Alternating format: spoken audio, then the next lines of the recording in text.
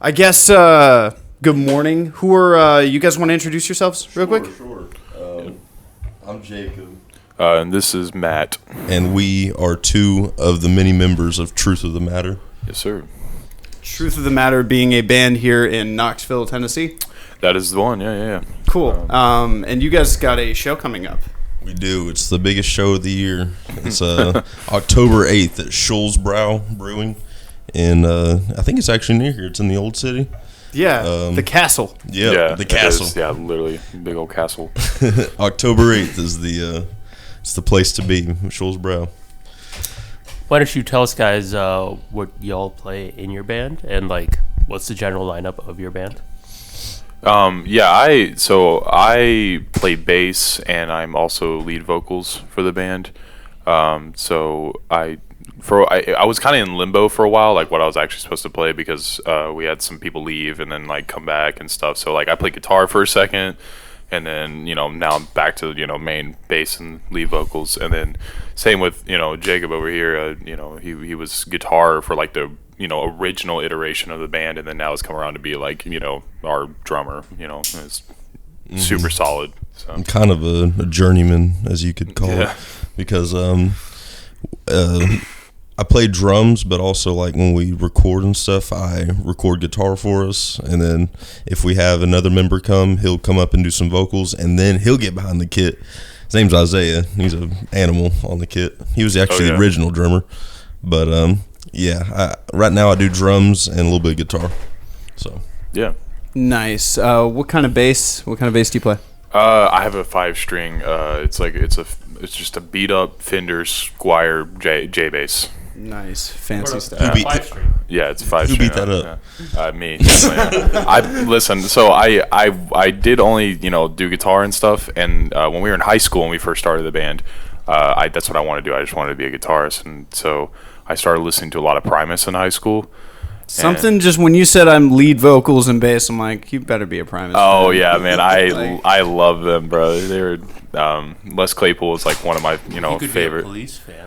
Oh yeah, that too. Yeah, you might notice I've got that is. I saw that. Yeah, I saw that over there. I was like, dang, that looks tasty. My one and only bass, and funny enough, the same flyer that y'all found me on, this band called me about 3 weeks ago to play at Poor Tap House. Yeah. And they were doing Grateful Dead stuff, but that's the only bass I have, and it's been a while. So 3 straight hours with that on my neck, I'm getting old. Oh yeah. I'm really getting old. I had to switch to guitar myself. Yeah. Also with a 6-string bass, and if you can't see it, but I wired it like a guitar. I took the active pickups out and I put an actual pickup switch on it. Oh, okay, gotcha. So I just stopped fucking lying to myself. Yeah. Matthew's actually gone down more of the rabbit hole. This man went on Sweetwater and bought a fretless 5-string bass. That's true. Yeah, I got one that I invested a while back because that was what I thought was one of the cooler things about Les Claypool stuff is that the fretless playing it gave it kind of I don't know, just a weird character to it. So I was like, oh yeah, I want to do that too. So did anybody slap you for slapping a fretless where they were no, don't do that? No, I think I just just don't mention to some people that it's a fretless. I'm just like, oh yeah, this is the But the thing, it is way more it's got active pickups in it, so it's way more powerful than the other one. So I have to be careful when I'm switching, Yeah. So. And what about you? So what drum set are you using now? That's a great question because I built it piece by piece. I didn't build it, but assembled. Assembled, yeah, that's a great word for it. It's a Pearl kick drum and a DW 12-inch tom, 16-inch tom, a DW snare, a Sabian crash, and then a Meinl hi-hat, and there's some other I don't know what the ride is, and also I have a China cymbal. To provide some knowledge to the listeners out there, in the drum world, that's what we call a jelly bean kit. Is it? It's a jelly bean kit. Oh, okay. Interesting. I had no idea. I went on Sweetwater. I was like, yeah, this probably sounds good. For having a jelly bean kit, I was going to point out, he's got a DW snare and toms, so he's got some of the best up top and a Pearl kick drum. How did you just land upon random DW toms and a snare? I just don't see those really floating around. Sweetwater, man. I went on Sweetwater and they sell individual toms and snares. So I just remember he like called me up like the day after he got him. He's like, "Yeah, this snare is $400 or $500 or something," and he's like, "And the toms are also 400 piece." I was like, "God, yeah, dude." It's like I got a Timex face, but it's got Rolex arms. It's got a Mont Blanc battery in there. yeah. That kick though, you cannot be dynamic with it. It is loud and it's perfect for me. We've been having an argument the last couple of days about bass drum technique. I've been foot down for years, but he's like, "How do you fucking do heel down? Like I'm supposed to be doing heel up, apparently." Oh really? How do you play? I've not really thought about it. When I Do obviously you play like this? Or no, do you? no, I play like the second one with Where you like heel keep up. your like you're on your toe the whole time. You mean on your toe, but mainly Yeah. like, when you're hitting the kick drum, it's You're holding it like. you're using your legs. You're not just Oh, right. Okay. I switch a little bit between both, but Yeah. you know, yeah. See, when I when I first, because I know like a little bit of drums, obviously not as good as him, but when I first started playing, I literally learned from like a Guitar Hero set, and so I used to do heel down because You were really good at I was- Toxicity, right? Yeah. That was the song. Well, I would do that, and then when I actually started, like, I actually watched Jacob play, and I was like, oh, you got to keep that like toe down like that, you know, or else it's gonna kill like this whole like section of your shin. Yes. You know, you can't keep that up. So yeah, now I do that if I'm And it's, like messing around with impossible it. to like hit loudly. Yeah, You yeah. can't get any volume out of it. but I don't know. There's something about drums that always was fascinating for some reason. It's not that fascinating's not the right word. It's just really fun, right? You know, like you get to beat the fuck out of something and it sounds good. Well, you hope it sounds good. And I was always a guitar player, but we have an amazing guitarist in our band. His name is Michael Blevins. Yeah. And he does like these virtuosic, like tasty improvised leads and stuff. Yeah. And it's just like, if he can do that, then I'm gonna go somewhere where I can go on my own path and like make a difference rather than being like a rhythm guitarist or something. But that's like the best kind of situation to be in a band, if you ask me. Because Oh, yeah. if everybody plays a little bit of everything, and there's somebody that's better at one thing, like there's no ego clash. You just move around, and like even if you have to switch every song, I think that's fun for the audience. I think the audience gets a kick out Yeah. of watching, like, oh shit, that guy just played 4 instruments. Like, I Yeah, remember that. That's been part of the thing. Like, so when we used to have, a full-time drummer. His name's Isaiah, but we would have him mid-show. We'd have him come up and do "American Star" by Lil Wayne, and like that would go crazy, and then Jake would hop on drums. You know. So now the way we do it is like, because he was in the group for a while, and then like just we couldn't work it out. So now recently has come back and been like a guest feature. And so what we'll do is like get to the end of the set, and they'll be like, Isaiah, come up, do that, and then he'll hop on the drums after that and finish out the set as like Jacob on guitar, Isaiah on drums, and then we got like Vintage. vintage Truth Truth of of the the Matter, because that was the original lineup. So It's nostalgia for us, but also for the crowd. If the crowd was there for the first part of the set, they're like, wow, he was on the drums, and then this dude just came up and slayed some vocals, and now Yeah. he's like drumming better than what the actual drummer was doing. yeah. So then it's also not like kind of like one of those, I guess, like a jazz gig where like there is a lot of switch arounds and stuff like that where multiple people could play. It's just like we do the one switch, and then, so it's just like the one trick. So people are like, okay, done, go home, and people are like, oh well, leave them wanting more, I guess. So Yeah, you definitely don't want to be an asshole with like everybody doing Right. their rotation through Yeah. every single thing. that's how we used to do it in the old band. We would I would hop on guitar for a song, and he would hop on bass.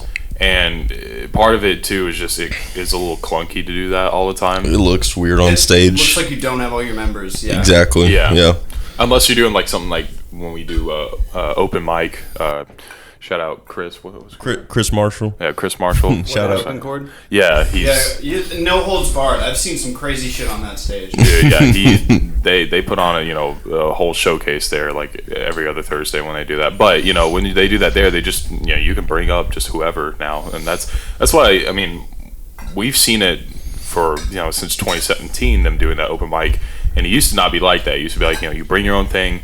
That's it. You bring your people, and then now they have it to where like, hey, there's multiple musicians if you want to borrow them, bring them up for your own act and just try to make the best out of it. And I think that's what he's promoting too, which I think is an awesome thing, because it's like bringing together so many musicians right now, because you go Thursday, you could play with 3 acts if you're good, you know? Yeah, and I've noticed the community here is it's a little bit smaller than what I'm used to, and y'all are pretty open, I've noticed. I mean, I moved here from Memphis, where you're either in the R&B and hip-hop circuit or you're not. You're in the cover band circuit or you're not. So or you're one of the old guys, so like you find your niche there. I was in a lot of the R&B type stuff. Yeah, but, hell yeah. Then Nashville, where like all the fucking doors are closed. If you're not a fucking like country guy, and half of them suck.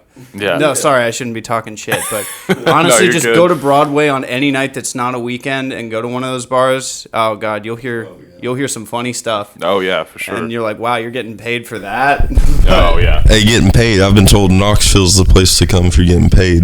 Nashville, you want to go if you want to get famous. Yeah. Oh, now that's an interesting way to look at it. No, I mean, because a lot of these places that we've been going to now have just been, like, I mean, we get like 500 a show, not too bad. Sick. Just for like, coming there to play 3 hours. That's like, I would tell anybody right now that's like trying to do music, get a 3-hour set, you're getting paid. Bar like, music. yeah, bar music, 3-hour set. Oh yeah. You're fine in Knoxville. Tennessee whiskey. Yeah, that's literally what we do.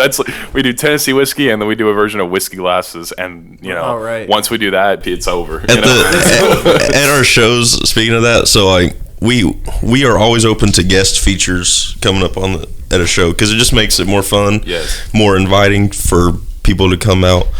But we have a female named Emery. She's really cool. She comes up and does a verse on Tennessee whiskey, and then that really gets the crowd just like singing and like having a great time. And they're drunk, they're holding their drink up. But then like flip switch, Isaiah comes up and he says like born and raised in the U. He does this like American Star cover, and but people are like, whoa, he just hopped on stage and did that.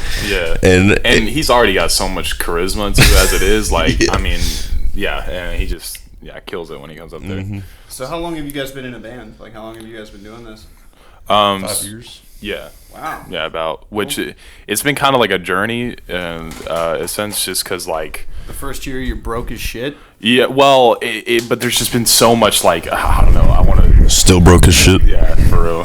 There's so much truth of the matter lore as is. Like that's a way to put it, because like.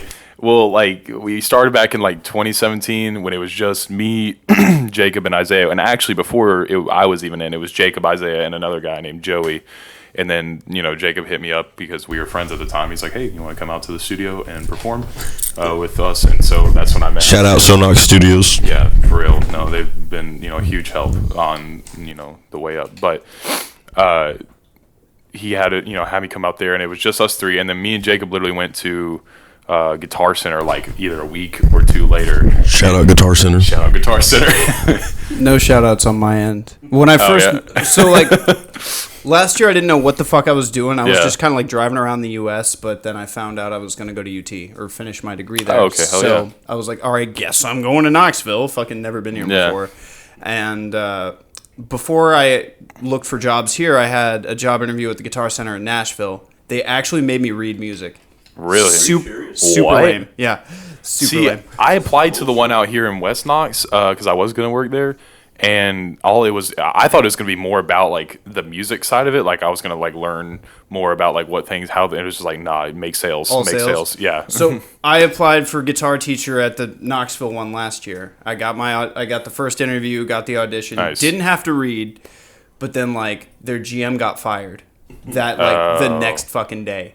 And so after that happened, I mean, they couldn't hire anybody. And then they told me to reapply, but I was like, last time I went there, I had to like beg somebody to sell me something. Yeah. And like they still didn't want me to. And so like I sat on the drum set and played as loud as I could for like 20 minutes. Yeah. Still nothing. And I was like, I didn't come here to do this shit. I got a whole day. Come on now. Yeah. Somebody sell me a fuck. You're saying it's all about sales. You want your commission? Yeah, Sell for me real. a goddamn hi-hat stand. Oh, yeah. As a company that doesn't sell stay afloat. I mean, I guess it's chill though.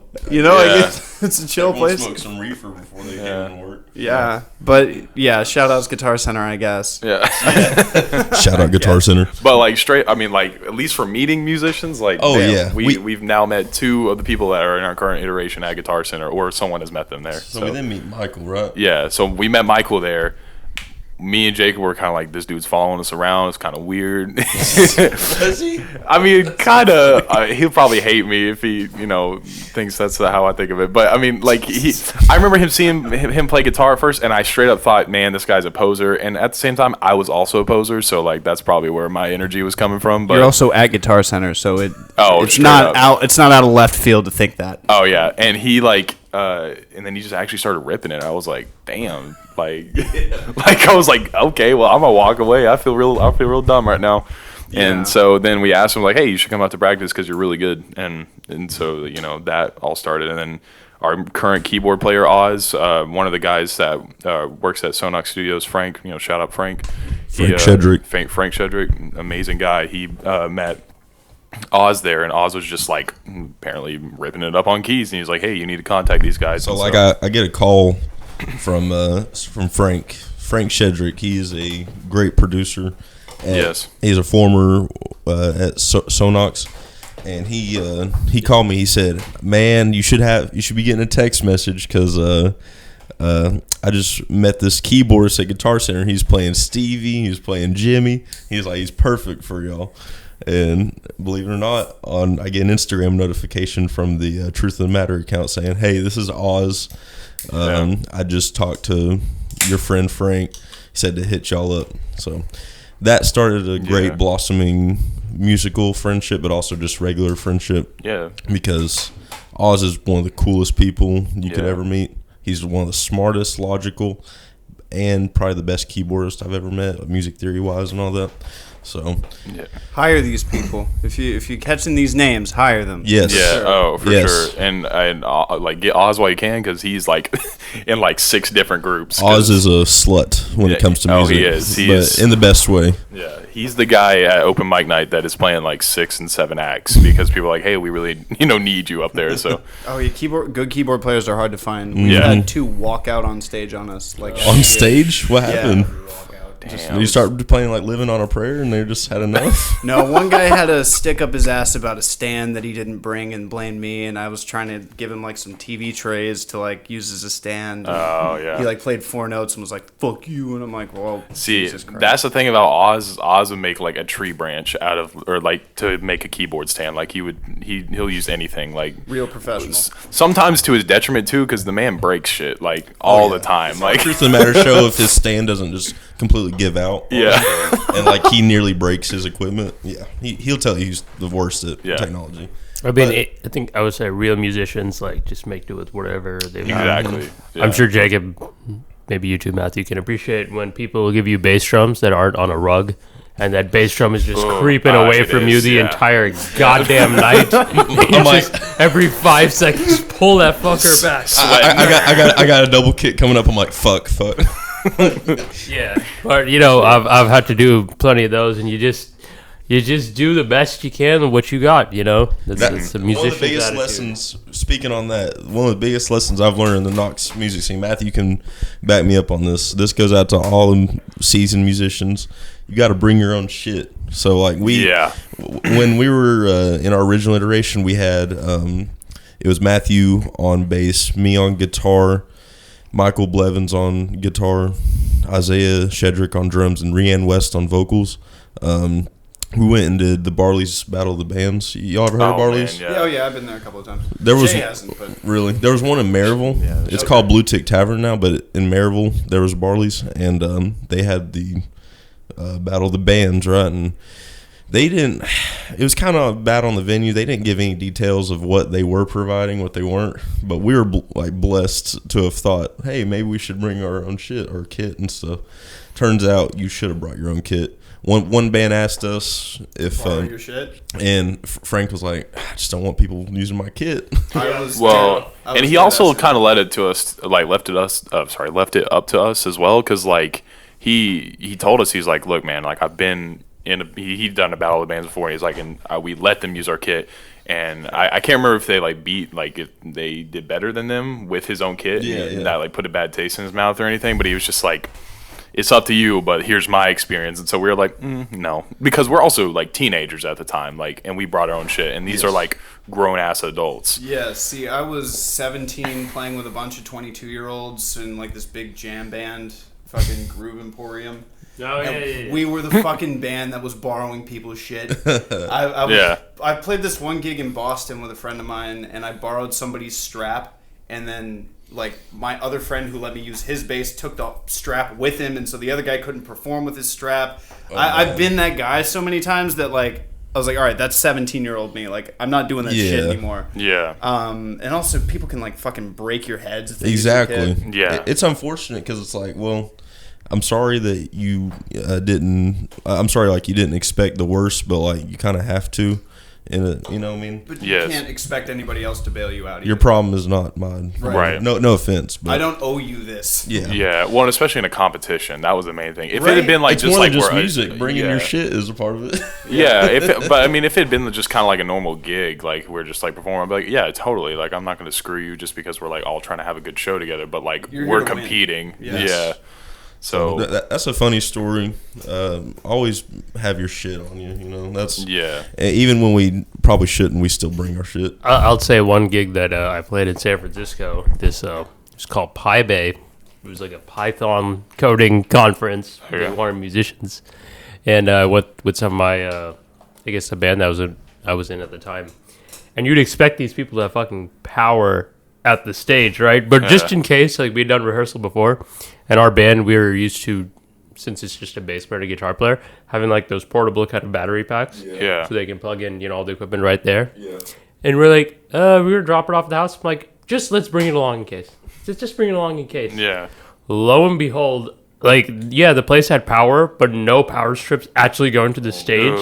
Yeah. Previous act had brought their own power strips and was like, oh, I'm taking these power strips with me. You guys can't use them. And I'm like, all right, guys, well, let's just use the battery packs. And we played the whole show with those battery packs, and it saved our ass. Yeah. So that was another great move. So, Yeah. do you guys have shit available for streaming? Are you guys on Spotify, SoundCloud, Bandcamp, anything like that? That's actually last night about 2 a.m. I submitted our first single up for release. So it's saying October 2nd, which is a Sunday, is when it'll come out. I'm a cheap ass. I used Amuse, which is for free, and they give you a date. DistroKid fan. I've heard legal shit with DistroKid. I ain't fucking with DistroKid. Yeah, I mean, it's And you have to pay for it yearly, don't you? yeah. I mean, DistroKid. I fucked with CD Baby in my first independent venture, Me too. but then I had to take all that shit down because it was my first independent. Me too. music. Me too. Damn. Exactly. This is why Dick Richardson, because I can't have anything associated with my name anymore. Dick. Yeah. So now with this new one, we're kind of working on an EP here, and we don't know what to call it. Or we don't know what to call ourselves at this point. Yeah. I was thinking like just them over there. Just Yeah, like fucking gotcha. yeah. Oh, yeah. So it'll come eventually, but when I do that, I'm not sure. I'm not sure what I'm gonna do. I do have DistroKid, but kind of flipping a coin. Just don't ever use TuneCore. don't- Fuck. Don't use TuneCore. TuneCore. All right, I've used fine. CD Baby when I did some solo stuff. I've used CD Baby. Really good, but like, dude, I don't want to pay. So I was like, I just want the music out there because God knows we ain't gonna get any money from streaming anyway. No, you don't. I got $36 after 4 years. I gave him like 15.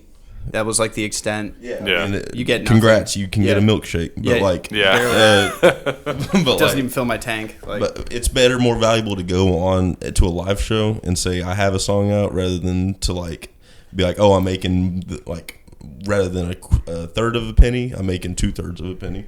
So my last, so we've been trying to like get shit together for a few years now as far as our new stuff, because obviously from when we were in high school to now we got better. So it's like we want to put shit out that's like representative of us now. So I kind of looked at it because Jay just plays drums, and I was like, where do I listen to all my music? And honestly, mostly YouTube.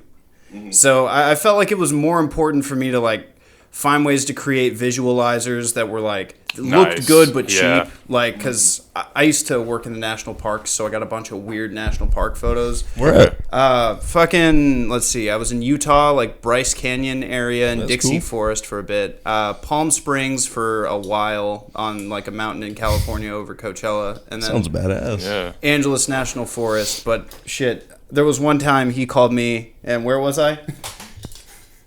You just called.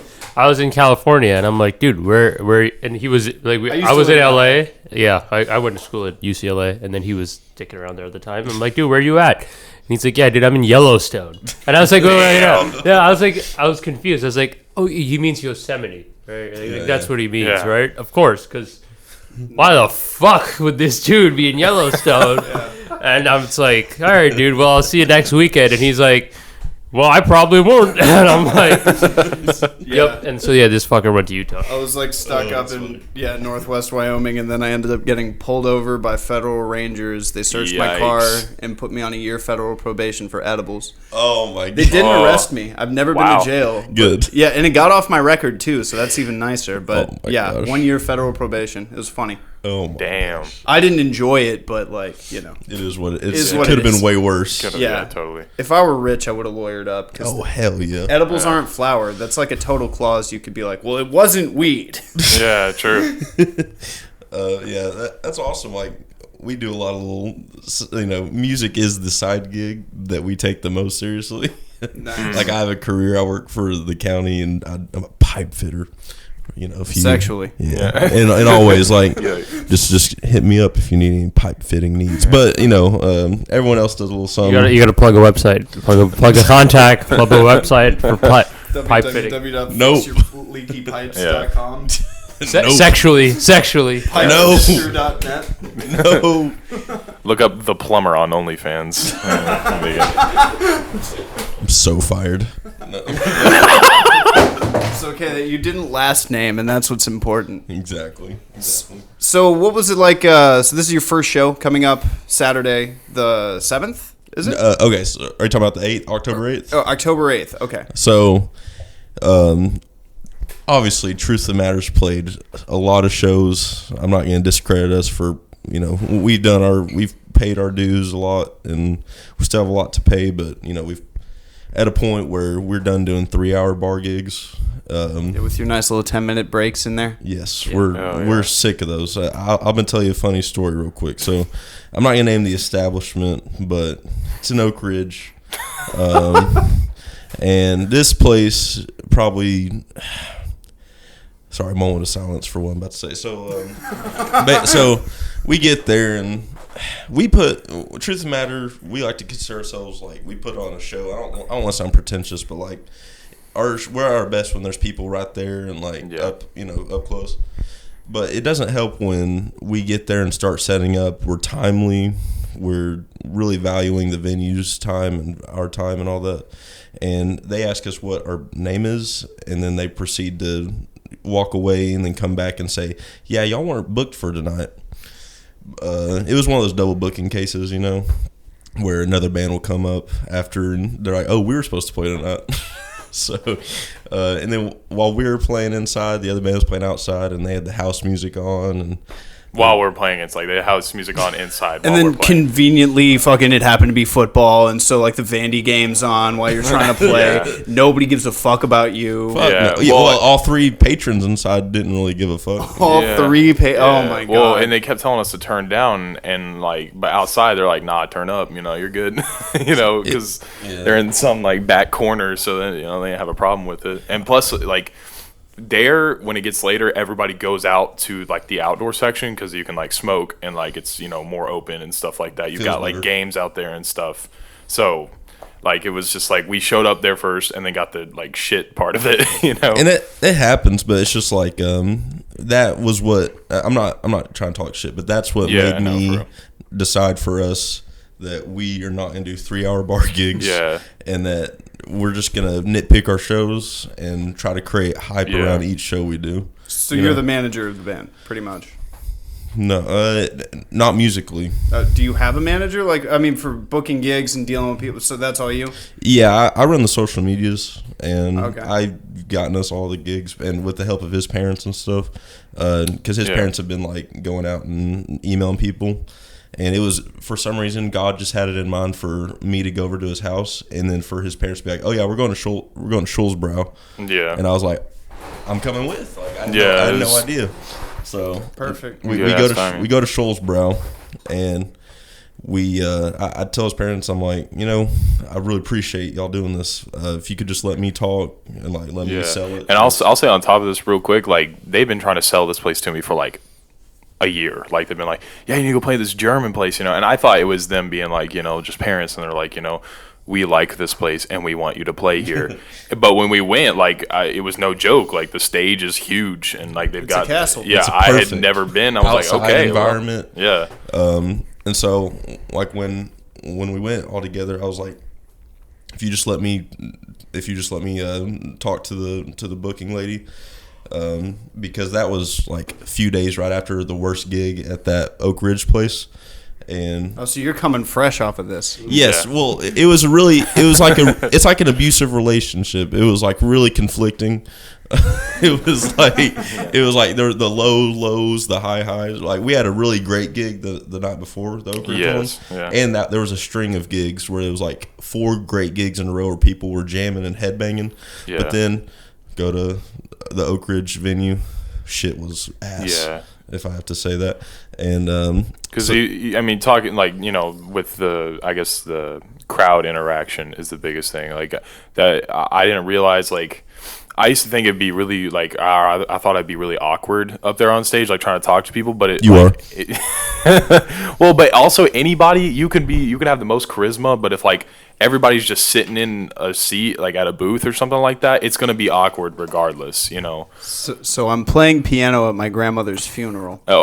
and there's a great start. whole lot of people there, right? And Yeah. I wasn't feeling the need to sing, so I was playing Amazing Grace because we're in the fucking South, and you just play that Oh, song of course. everywhere. Yeah. Like Rocky Top, you Right. could play Rocky Top at a funeral. We would. Yeah. That's the slow version, but we would, no doubt. So, I actually think I might have for the pastor, but I start the song and I asked the crowd. I was like, "Hey, if you guys know the song, if you guys could sing it with me." Nothing. Yeah. Yeah. That's so awkward. Like, It was super awkward. That's like, but Dude, and they weren't even sitting in boots. They were probably standing around. yeah. and they just out of their mind. They're like, super awkward. Yeah. sucks. But that's the thing is like, I mean, it's way different if you have people like right in front of you and stuff like that. Because again, you could be the most charming or charismatic person, but if there's people just like, I don't know, not even wanting to be involved, it's going to be awkward. And I used to take that to heart, be like, well, am I just bad at talking to people? And it's like, well, it's a lot different when you get, well, like once people come up there, like you feel the energy back, you feel like it's okay to just go yourself? fucking wild. Yeah. And be yourself. Exactly. Like we did a show at the Birdhouse. Okay, so the best shows we've done were a private party. Shout out Joe O'Donnell, and then we did the Union Place, which is a great venue. Everyone should go support that bar. Mm-hmm. And then we did the Birdhouse, another great venue. Go use that for your events. The Birdhouse in downtown Knox. But Yeah.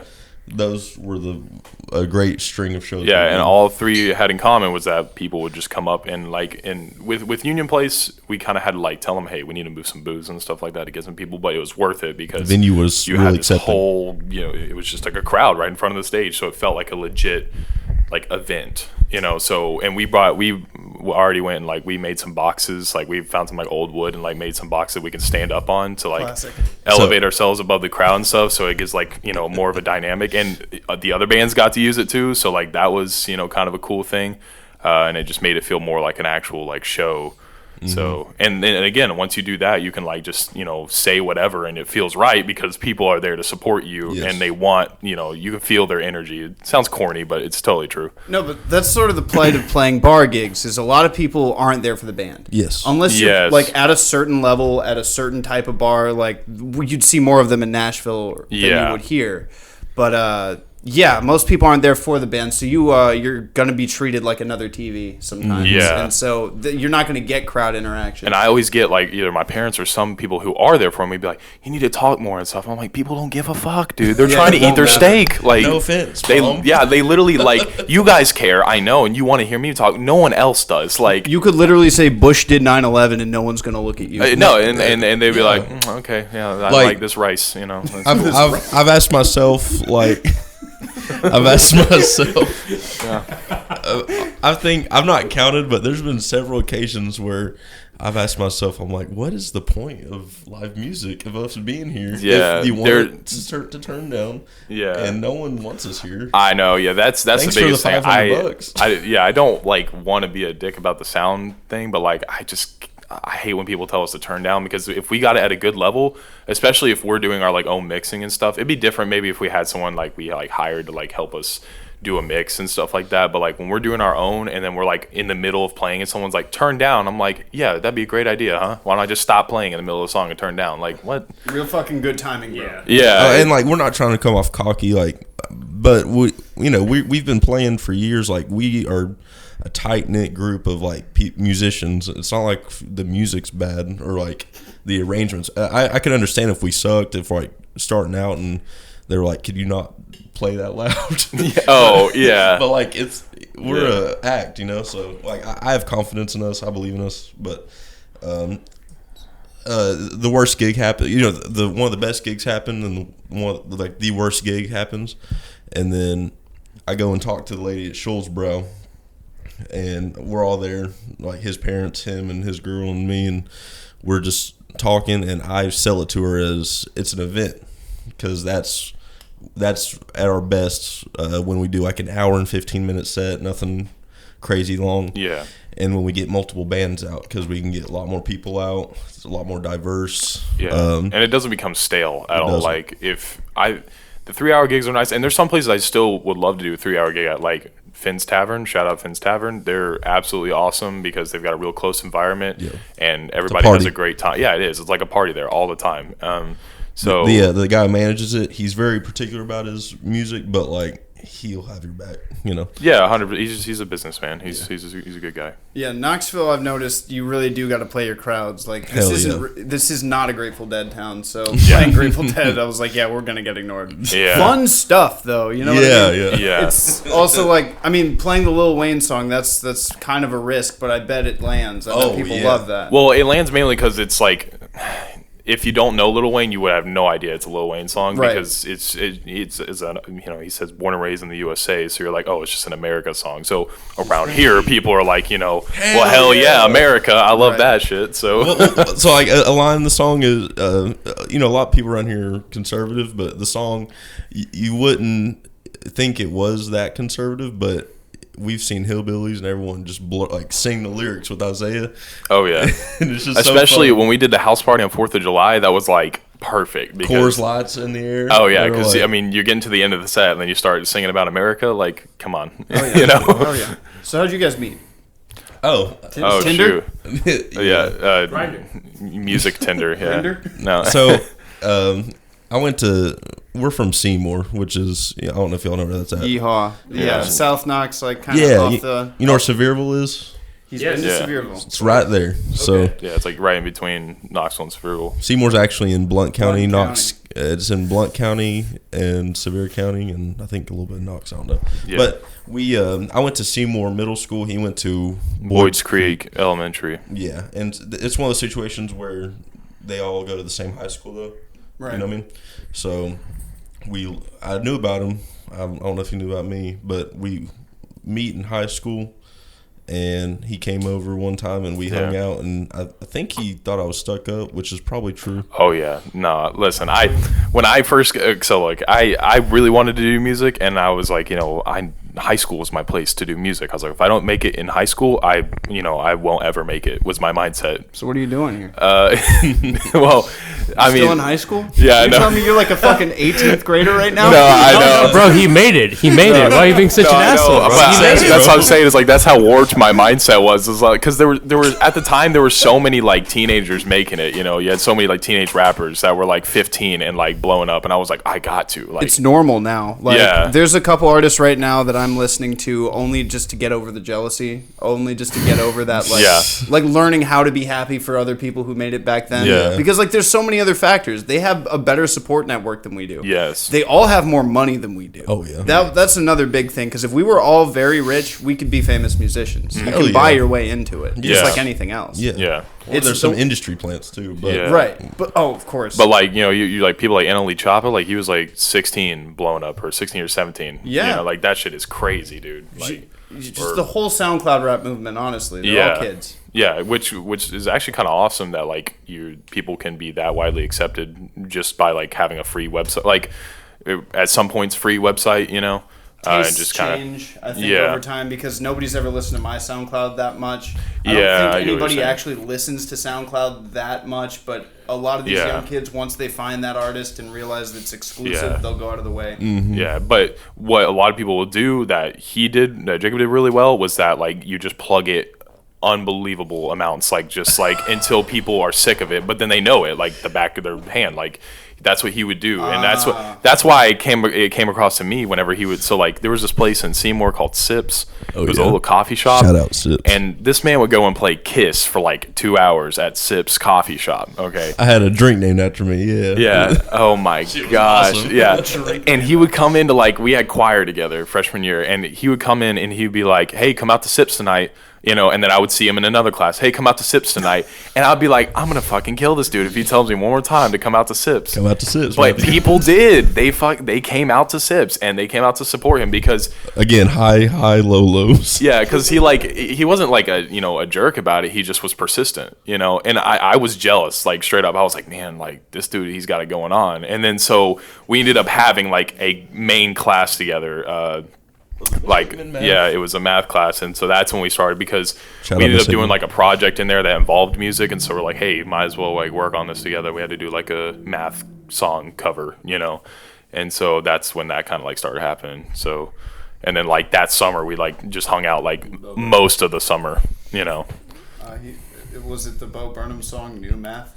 No, it was no. We did like we covered Blink when we did covered all the small things, but like made it about Albert Einstein. Oh, nice. Yeah, it was hard. It was hard as fuck. That. Yeah. Oh man, that's crazy. Me and Matthew, we've been the best of friends, and then we've also not been friends. We've been through it all. So he's not my fucking friend anymore. I consider him more like my brother, but because I have older brothers and I never grew up with him really, but he's like the same age as me, so it's like we grew up together in high school. So Been through a lot of shit, like I was saying, like because we had the band, you know, we had our like big run in like 2018, and then like we split up in 2019, so we were not friends at the time. Like shit did not, you know, end pretty. Yoko Ono syndrome. yep, Yep. on me, Well, on me, but it's yeah. all good now. There's I've also grown. just like a lot of like communication things that could have been worked out, which honestly I think is for the better for now, because like now we know, hey, don't do that, you know, and You we live can and avoid learn, it. and I think we're honestly on our best run because we're on our best run right now because it's all us. No parents are really involved except just trying to help, like give us leads on stuff. Yeah. But other than that, I run the social. I'm making some merch. We're all just contributing something in like our own way. It's not parent run. That's what it was last time, and Yeah. that really helped us last time. But also, it's helping us more this time if we just do it ourselves as adults, obviously. So, Forgiveness is a hard thing to learn because you know we still have to live in the world with the people that we fucking hate. yeah. Oh, Sometimes we have to 100% live in true. the same town. Yeah. Yep. Sometimes we have to live in the same unincorporated community. But either way, you're still in the same world. And Yep. at what Yes. point do you put the fucking knife down? I've spent years with different colored knives with different people's names at different parts of my body. And Damn. Yeah.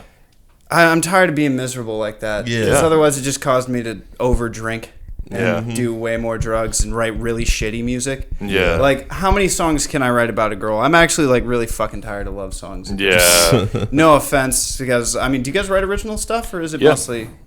October 2nd right now is Yeah. New Way Out. Baby. Yeah, but I mean, yeah, like, we do, and it's like I get what you're saying by that aspect, because like in high school for me, and like a little bit after high school, that's all I could write about is just like some broken love song or something like that. And even like we even have a song on the way called One More Night that is in that same vein, but it's also kind of like a shout out to like I guess that like pop punk era type of music.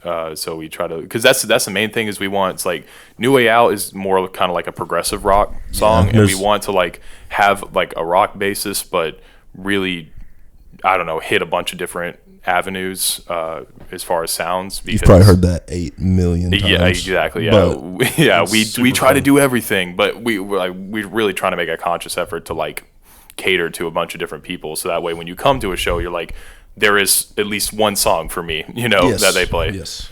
As an independent artist, you kind of have to lean into that for a while until your own sound starts to really come out. Yeah. Because after X amount of years, you'll start to hear what you sound like.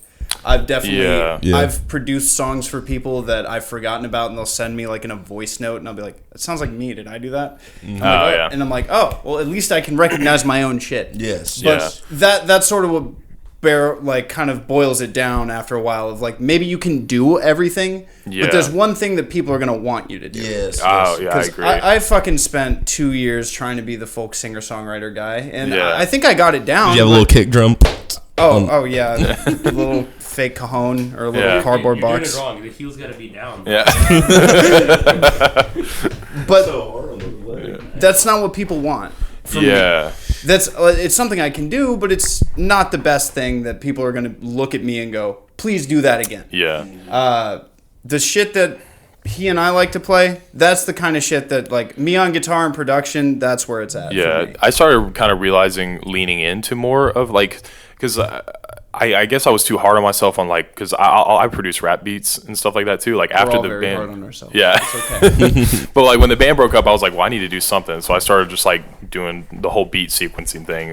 You're out there just like selling beats and stuff.